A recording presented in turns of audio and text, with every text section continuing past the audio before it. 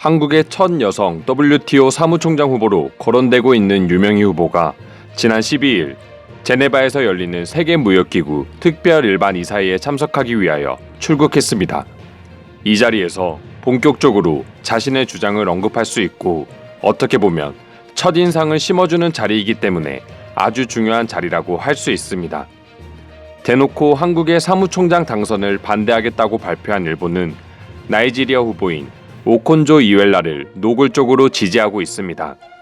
유명희 후보처럼 여성 후보이고 그만큼 표를 분산시킬 수 있다는 심상이 깔려 있는데요.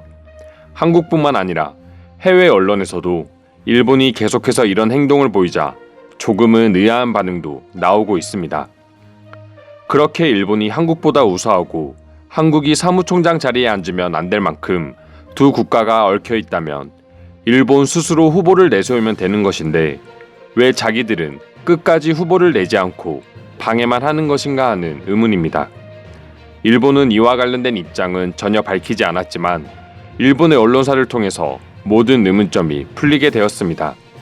지난 9일 일본 마이니치 신문에 의하면 일본이 WTO 사무총장 후보를 내지 못한 이유는 정말 단순하게도 관련된 강요 경험자 중에서 영어를 제대로 구사할 수 있는 적임자가 없기 때문입니다.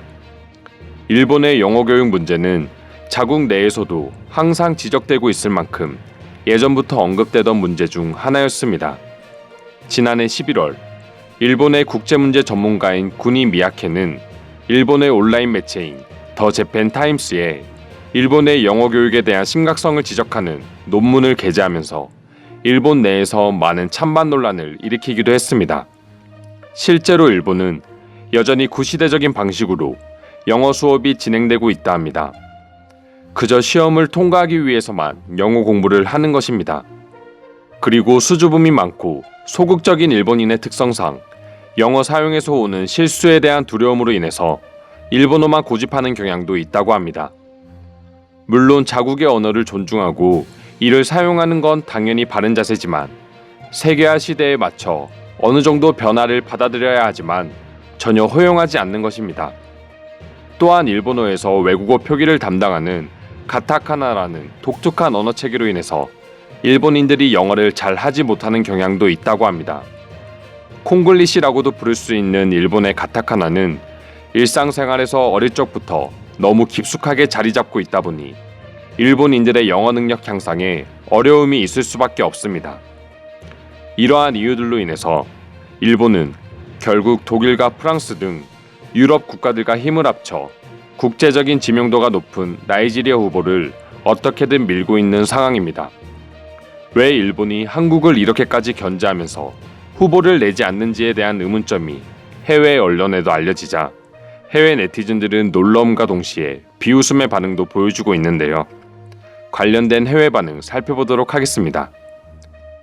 일본이 그래도 아시아에서 가장 먼저 선진화를 맞이하고 서구 문명을 받아들인 나라라고 알고 있는데 요즘 시대에 영어를 못해서 후보를 못 냈다니 믿을 수 없다.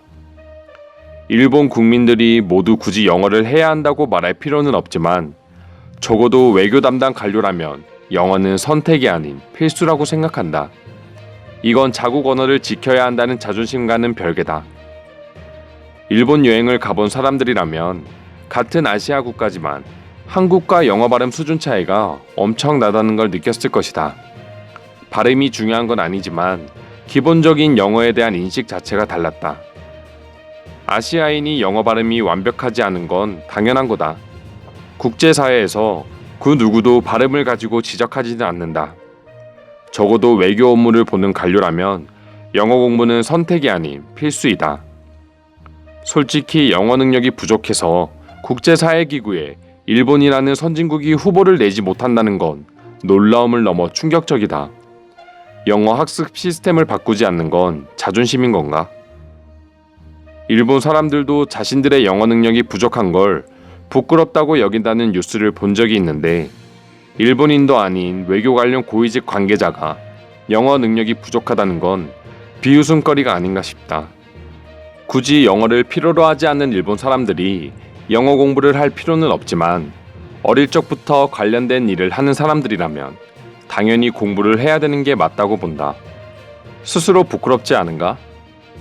이상으로 일본이 WTO 사무총장 후보를 낼 수 없는 이유에 대한 해외 반응 모아보았습니다. 오늘도 끝까지 영상 시청해주셔서 감사드리며 이상 종크TV였습니다.